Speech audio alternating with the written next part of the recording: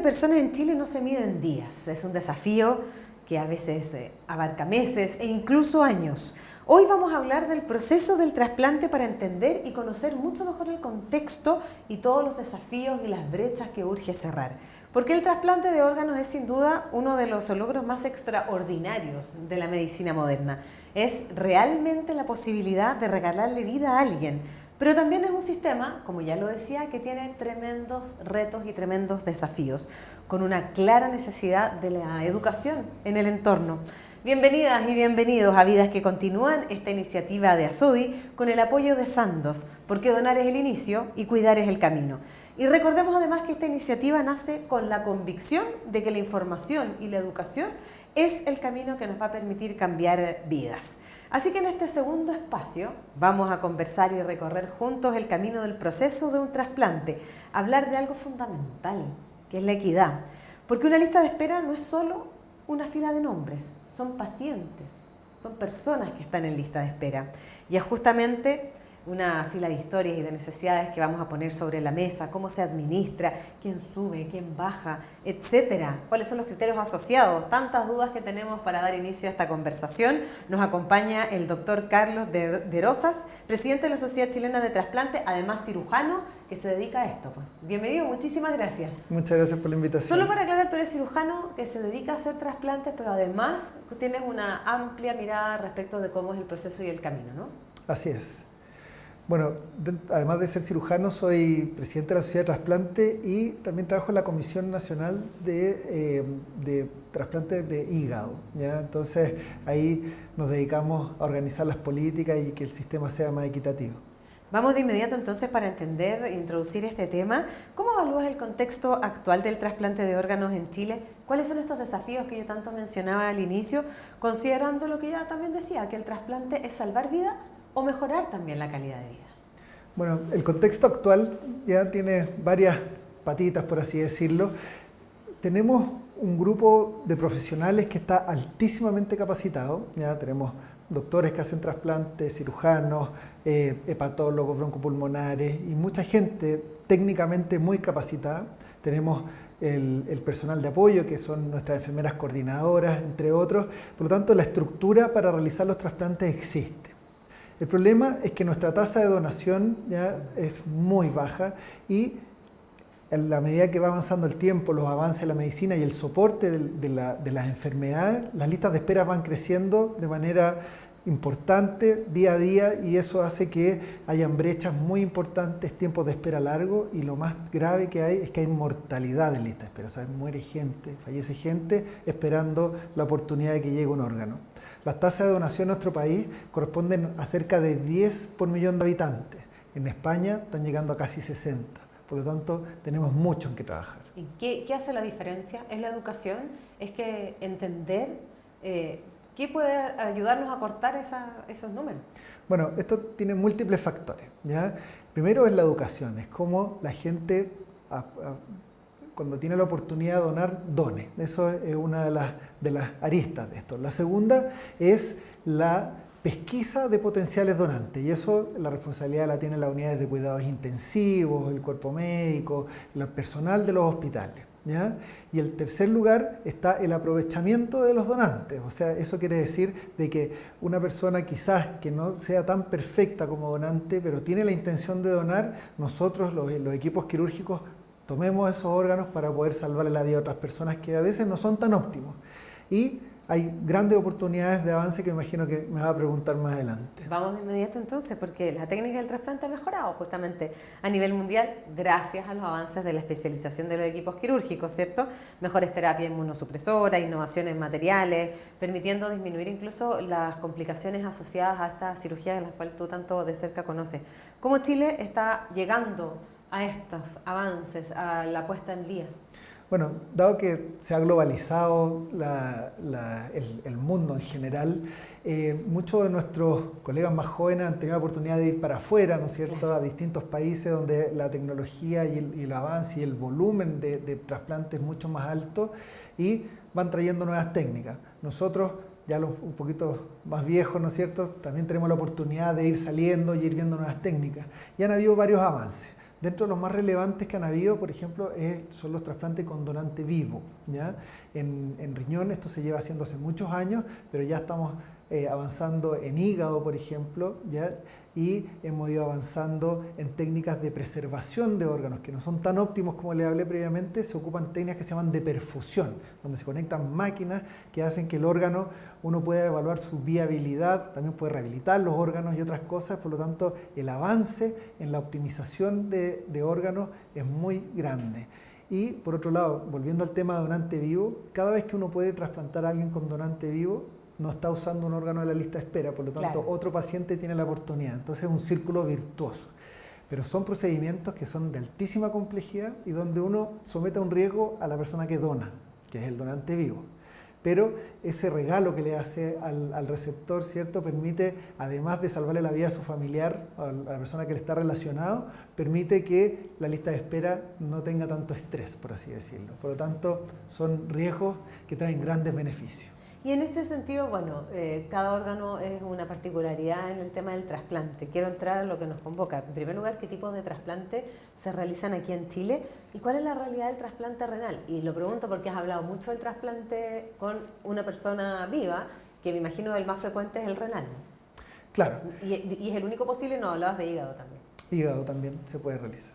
Bueno, en Chile se trasplantan la gran mayoría de los órganos, ¿ya? Se trasplanta hígado, riñón, páncreas, pulmón, corazón, ¿ya? Y otros órganos como córnea, ¿ya?, piel, huesos y intestino, también, que se hace muy poquito, pero también existe la técnica, ¿ya? Relacionado con el trasplante renal es el trasplante, a mí me encanta el trasplante renal porque quiebra la vida de las personas. Estar en diálisis, ir 3 veces a la semana a un centro, estar 4 horas conectado a una máquina, de no poder tomar agua, es de verdad invalidante.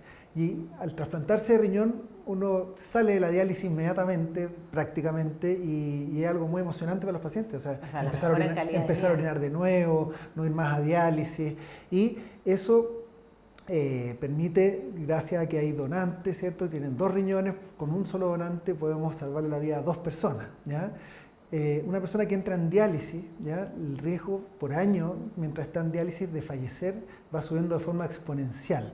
Por lo tanto, mientras antes logre la oportunidad, mejor. Entonces, lo primero que uno hace como cirujano de trasplante renal es ofrecerle la oportunidad de obtener un donante vivo, un familiar que quiera donarle un riñón, y con eso poder salir de la diálisis lo antes posible.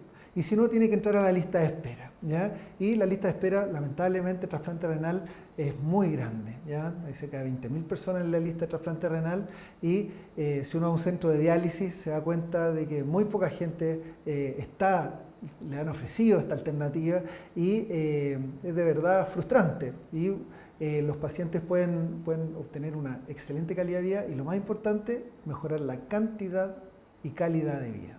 Significativo, de todas maneras.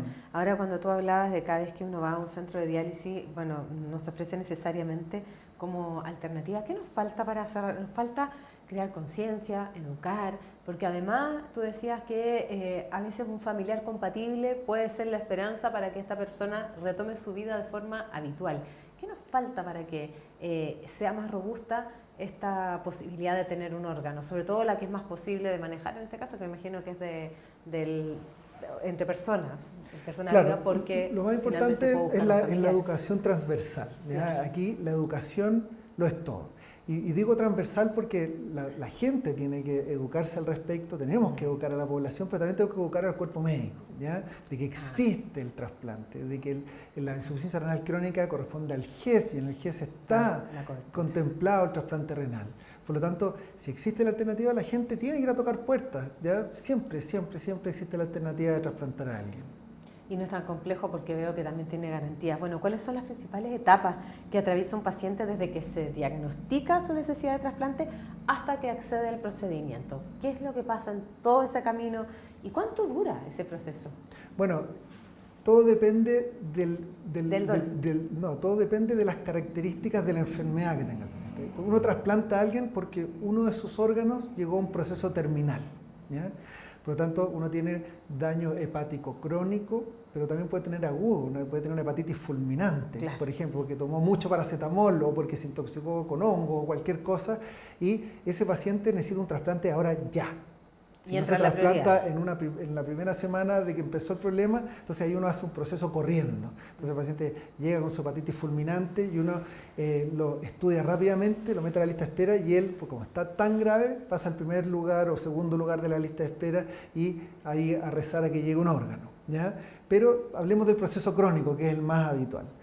Cuando un paciente tiene una enfermedad terminal, que puede ser daño hepático crónico o insuficiencia renal crónica o enfermedad pulmonar, él tiene que llegar a un especialista en este tema. Por lo tanto, llegar a un nefrólogo o a un hepatólogo o a un broncopulmonar y él va a decir, ok, según estos criterios usted necesita cambiar su órgano por uno nuevo. En el caso del riñón no se cambia, se pone uno adicionalmente.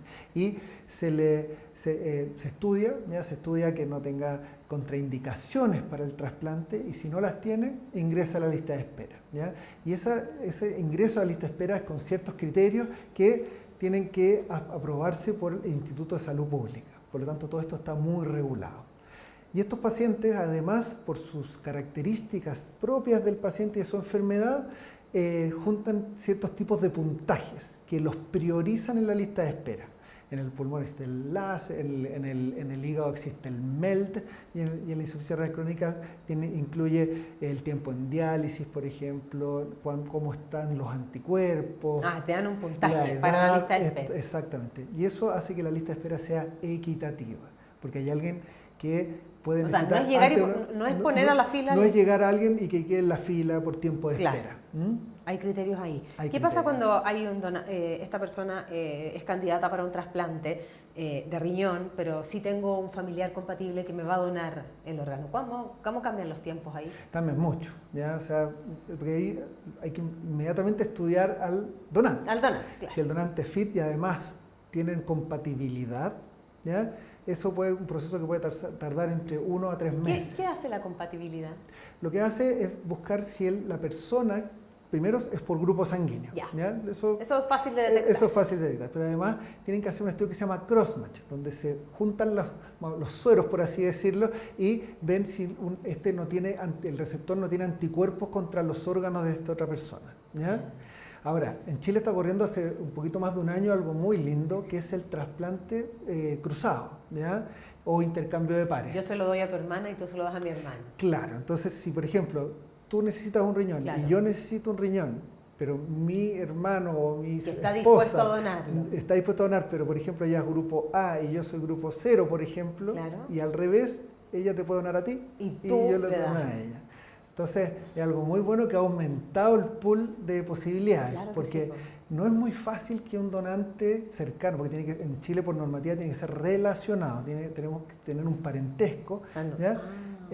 No necesariamente sanguíneo, pero sí un parentesco como mi esposa o un primo, por así decirlo, ellos pueden donar, pero eso cerca del 30% nomás logra uno tener un donante efectivo. ¿Qué posibilidad, cuál es la probabilidad de que, por ejemplo, mi hermano o mi hermana sean compatibles? Es bastante alta, cuando es un familiar relacionado. Exacto. Pero ahí empiezan también... O pueden ser los padres también, también ¿no? Pueden ser los padres, pero pueden haber contraindicaciones, por ejemplo, por peso, por enfermedades crónicas, porque tienen resistencia a la insulina, entonces se miden muchas cosas. Porque aquí, si bien el paciente que requiere el órgano es el protagonista, el donante vivo es la estrella, el hueso santo, a él no le puede pasar nada, porque es una persona que no tiene que estar en un pabellón, una persona que no tiene que someterse al riesgo, él está haciendo esto por amor, por lo tanto, el protagonista, el que cuidamos con todo el corazón, es al donante, ¿ya? Porque a él no le puede pasar absolutamente nada. Qué bonito. Volvamos a las garantías que ofrece el GES para los pacientes que requieren un trasplante. Algo conversabas de eso. ¿Cuáles son hoy día las posibilidades?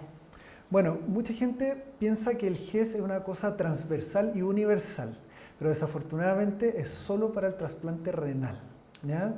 Exactamente, la insuficiencia renal crónica es una patología GES y el trasplante de los otros órganos no lo es, ¿ya? Pero el GES es una garantía, ¿ya? Sí. Pero el financiamiento está financiado, ¿ya? Está asegurado por el sistema público, ¿ya? Y privado también. Entonces, no necesariamente que uno corresponda al GES es que va a tener la oportunidad de trasplantarse, para que la gente no se asuste. ¿Ya? El trasplante hepático está financiado, de hecho ahora la red está muy organizada y el acceso al trasplante hepático ha crecido un montón. El trasplante renal históricamente ha sido así porque el Ministerio siempre ha tenido grandes políticas con esto y por eso GES, ¿no es cierto? Y esperamos que todo se vaya garantizando con el tiempo para que todos los pacientes tengan un acceso más expedito a esto. De todas maneras, ahora los órganos, bueno, me imagino que la garantía es para las dos cirugías, cuando hablamos de paciente vivo, ¿cierto? Sí, absolutamente. El GES financia todo. De hecho, si lo hablamos así desde el punto de vista como económico, el donante, el receptor, la persona que recibe el órgano, él financia todo el proceso del donante, ¿ya? Sea público o privado. Importante aclararlo también, sí, ¿cierto? Para la benevolencia de este paciente. Porque es un acto altruista total. Exacto, sobre todo porque hay que cuidar tanto a esta persona de una altísima generosidad que es capaz de regalar vida. Los órganos trasplantados tienen una vida útil. ¿Cómo podemos ayudar a protegerlo y cómo evitar el rechazo del órgano? Bueno, me imagino siendo minucioso con la compatibilidad, sí, ya lo explicaba. Es una excelente pregunta, ¿ya? Los órganos, dependiendo del órgano, ¿ya? Es cuál vida útil, por así decirlo, cuánta sobrevida del órgano vamos a tener. Para que la gente no le tenga miedo al trasplante, los órganos tienen una vida que tiene que ver con cómo se cuida el órgano, si el paciente es adherente a los controles, se toma los medicamentos, eso es lo más importante. usa la inmunosupresión, que no tenga rechazo, que no vuelvan las enfermedades que provocaron esto, y si lo cuidamos bien. La inmunosupresión vale para todo cualquier tipo de órgano. Para todos los trasplantes, exactamente. Y esto es muy importante porque un hígado, por ejemplo, puede durar 20 años. Un riñón bien cuidado puede durar 20 años. El pulmón dura 10 a 15 años. Un páncreas igual, ¿te fijas? Entonces, el tiempo va a depender mucho de cómo nos cuidemos. Pero existe la oportunidad del retrasplante, ¿ya? O sea, si falla el riñón, uno puede trasplantarse. No, yo a un paciente le he hecho hasta 3 trasplantes de riñón, ¿te fijas? Porque las enfermedades pueden volver. Entonces, todo depende mucho. De hecho, el tema que uno siempre conversa con los pacientes que va a trasplantar, de que se tiene que cuidar, de que se tiene que cuidar y de que se tiene que cuidar. Y de hecho, el grupo de mayor riesgo son los adolescentes, ¿ya? La gente claro, porque quieren vivir la vida, quieren disfrutar, quieren irse de carrete, exactamente, claro. Y se olvidan de tomar las pastillas. Entonces es súper importante estar encima de ellos y explicarles de manera profunda de que si alguien, por ejemplo, una persona y la familia que generosamente donó los órganos, o sea durante vivo, o sea durante fallecido, él tiene que cuidar ese regalo como el bien más preciado que tiene. De todas maneras, en tratamientos crónicos como la inmunosupresión de la que recientemente hablábamos, a veces cambia la presentación o el medicamento por razones de disponibilidad o gestión del sistema. Lo crucial, y lo más importante tú lo has dicho, es que el paciente mantenga la continuidad, ¿cierto?, la adherencia al tratamiento y que pueda recibir la orientación y tenga los canales claros para avisar a su equipo si es que cualquier cosa cambia. ¿Cómo se gestiona esto en el sistema de salud? Ahora, me imagino que la vocación de todos es que el paciente esté lo suficientemente empoderado para saber si es que hay algún cambio, el mismo ser la voz de alerta, pero ¿cómo opera esto? Sí, es un tema que está bien aceitado en general, ¿ya? Porque la inmunosupresión no es tomar un solo medicamento, no. Habitualmente es una combinación de 3 más otras Exacto. cosas que son antibióticos y demás, y además hay que medir niveles y otras cosas. En términos generales, esto lo maneja extremadamente bien el equipo de enfermería, las enfermeras coordinadoras que van navegando a los pacientes, tienen chat grupales, hablan entre ellos y van yendo a los controles con sus distintos tratantes y se van ajustando las terapias, porque hay inmunosupresores que hay pacientes que no los toleran. Hay inmunosupresores que causan problemas y hay que cambiarlos por otros. Hay pacientes que que se trasplantan por cáncer, como el hepatocarcinoma, y hay que cambiar por otra estrategia. Hay pacientes que rechazan y hay que cambiar por otro medicamento. Entonces, toda esa gestión la hace el equipo médico, pero el día a día lo hacen las enfermeras coordinadoras. Entonces, siempre cuando uno está a punto de dar de alta al paciente, alrededor de 2 días antes, ellas van con un librito, les enseñan, les muestran con el cuaderno, les muestran el color de las pastillas, la forma de las pastillas, porque los pacientes, por ejemplo, diabéticos que están en diálisis, tienen retinopatía, ven mal, le enseñan a la familia, le explican cómo hay que cuidarse de los perritos, de los alimentos que hay que comer, en el horario que hay que tomárselo, ¿ya? A veces hay que ver de stock de fármacos y se comunica con la enfermera no sabían, entonces llaman a otro centro y hay una comunidad de que sustenta todo esto. Hay una historia bien triste que me contó una paciente de que ella estuvo trasplantada de riñón en Concepción y cuando fue el terremoto ella le tocó justo el edificio que se cayó y perdió todos sus remedios. Y el hospital estaba en crisis y no pudieron darle la misma solución y perdió el órgano por eso, ¿te fijas? Entonces, es tan frágil el sistema que hay que estar súper apoyado. La gente a veces viaja y se le olvida los remedios, entonces hay que estar siempre alerta y siempre hablar con las coordinadoras. Las coordinadoras saben al revés y al derecho cómo es la gestión del día a día, porque a veces no tomarse una pastilla un día puede generar un rechazo y eso genera una cadena de eventos desafortunados tremendo. Por lo tanto, la responsabilidad del paciente, del equipo médico, de todo es una para responsabilidad poder transversal, cuidar, para poder cuidar este regalo. Claro. De todas maneras, mira, no hay mucho tiempo, pero ¿cuáles son los principales desafíos que hoy día preocupan a la sociedad chilena de trasplante? ¿Qué son los prioritarios? Y te lo voy a poner en fácil, en políticas públicas, en el trabajo con los pacientes y en lo que todos nosotros en la sociedad tenemos que entender. Bueno, nosotros como sociedad de trasplante tenemos bien claro qué es lo que está pasando. ¿Ya? Porque la sociedad de trasplante es una sociedad transversal, vemos todos los órganos, ¿ya? Y nuestro principal objetivo es que la mayor cantidad de gente se pueda trasplantar. Ese es el objetivo máximo, ¿ya? Y eso sabemos que hay varias patitas. La primera es educación, ¿ya? Que lograr de que las distintas entidades médicas permeen esto hacia la pesquisa de donantes, la educación a la familia y la posibilidad de que un posible donante se transforme en un donante efectivo. En segundo lugar es la optimización de uso de los órganos, ¿ya? O sea, de que si hay un donante que no es tan perfecto, quizás podamos usar estas nuevas tecnologías, de que podamos aceptar órganos más marginales que se llaman, o lograr que la mayor cantidad de órganos se puedan utilizar en los distintos centros. La tercera patita es lograr cambiar las políticas públicas en la forma en que se dona el órgano. Actualmente usamos solamente órganos que se donan en muerte encefálica. Sí. Lo que queremos llegar es que se logre hacer algo que se llama parada cardíaca o DCDs, que son muertes después de que para el corazón. Que esas son otras políticas, se hacen casi todo el mundo y nosotros queremos llegar a eso. Argentina ya empezó. Y es el próximo paso que queremos dar como país, ¿ya? Y en último lugar, optimizar y como democratizar las técnicas de donación viva, ¿ya? Para que la mayor cantidad de pacientes que puedan salir de la lista de espera le dé la oportunidad a otros que logren estos órganos. Hay hartos desafíos, Muchos por lo tanto, desafíos. bien vale la educación y la conversación. Muchísimas gracias al doctor Carlos de Rosas, presidente de la Sociedad Chilena de Trasplante, por esta gran conversación y personalmente también por ilustrarnos sobre este tema y poder ser un mediador en la conversación. Muchas gracias. Bueno, pues ya lo saben, importante conversación, lo importante de poder educar, informar y poner los temas sobre la mesa para que las brechas que planteó aquí el doctor pueda ser posible acortarlas. Nos vemos nosotros en un próximo capítulo, los invitamos a estar atentos a las redes de ASODI para más información y seguir los capítulos de Vidas que Continúan, este espacio que es realizado en colaboración con Sandoz, porque donar es el inicio, cuidar es el camino. Por mi parte, muchísimas gracias, los espero en un próximo capítulo.